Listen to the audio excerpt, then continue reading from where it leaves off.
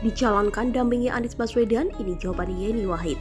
Dilansir dari artik.id, Yeni Wahid, putri dari mantan Presiden Abdurrahman Wahid atau Gus Nur, menjadi salah satu kandidat cawapres yang diusulkan untuk mendampingi Anies Baswedan di Pilpres 2024. Yeni Wahid dinilai memiliki latar belakang yang kuat sebagai kader Nahdlatul Ulama NU dan aktivis demokrasi. Selain itu, Yeni Wahid juga memiliki pengalaman dan jaringan internasional yang luas. Yeni Wahid lahir di Jombang, Jawa Timur pada 19 Juni 1974. Dia menempuh pendidikan di Universitas Gadjah Mada dan Universitas Harvard. Dia pernah menjadi staf khusus Presiden Susilo Bambang Yudhoyono bidang komunikasi politik pada 2006. Dia juga pernah menjadi Sekretaris Jenderal Partai Kebangkitan Bangsa PKB pada 2007 sampai 2010.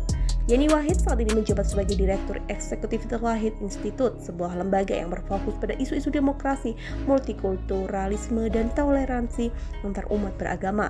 Dia juga aktif sebagai Ketua Muslimat NU bidang hubungan luar negeri dan anggota Dewan Pakar Pengurus Besar Nahdlatul Ulama PBNU.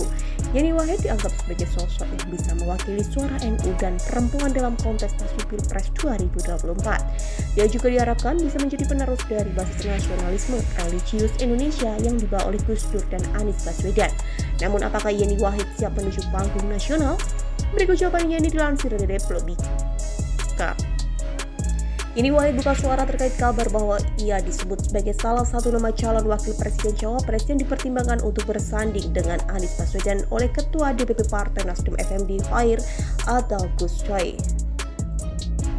Duh, enak lagi kemarin Pak Ganjar, sekarang Pak Anies, ya Masya Allah, kata Yeni, Senin 16 Januari 2023.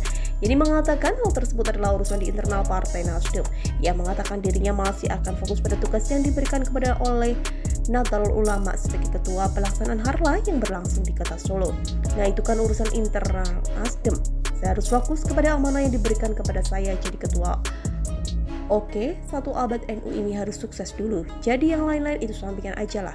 Tentu mengapresiasi Nasdem, tetapi itu dibahas di internal Nasdem saja, katanya. Jadi menjelaskan untuk menggait dirinya sebagai cawapres dari sisi NU itu mekanismenya sudah jelas, yakni dengan sholat istiharo dan pendapat kiai. Bingung kabeh nyalang ke kono, nyalang ke kene nanti kalau NU itu selalu mekanismenya gampang, istiharo dan nanya pendapat kiai, katanya. Jadi menjelaskan mekanisme tersebut selalu ia terapkan. Ia mengatakan akan menanyakan hal tersebut kepada 9 kiai. Mekanisme itu selalu saya terapkan, jadi secara rasional tentu akan saya olah. Tetapi secara suara langit kira-kira begitu ya, secara dalil nakli dan akli. Jadi nanti ada 9 kiai yang saya tanya dulu, dan gongnya ibu saya pastinya. Siapa direstui beliau, kita harus dukung siapa, begitu katanya. Sebelumnya Gus Coy menyebut untuk Anies adalah salah satu usulan adalah nama sosok yang berafiliasi dengan Nahdlatul Ulama NU. Sejumlah nama bahkan disebutnya seperti Gubernur Jawa Timur Khofifah Indar Parawansa, Wakil Gubernur Jawa Tengah Taj Yassin Maimun, hingga Zanuba Arifah Kafsoh atau Yeni Wahid. Kalau obrolan-obrolan di pengurus Nasdem di level-level bawah, level menengah sampai level di atas intinya, antara lain dari lingkungan NU. Nah, kader-kader NU itu, ya yang masih netral belum berpolitik praktis, ujar Gus Coy kepada wartawan Kamis 12 Januari 2023. Tokoh-tokoh NU tersebut dinilai belum masuk ke dalam ranah politik praktis karena bukan merupakan kader partai.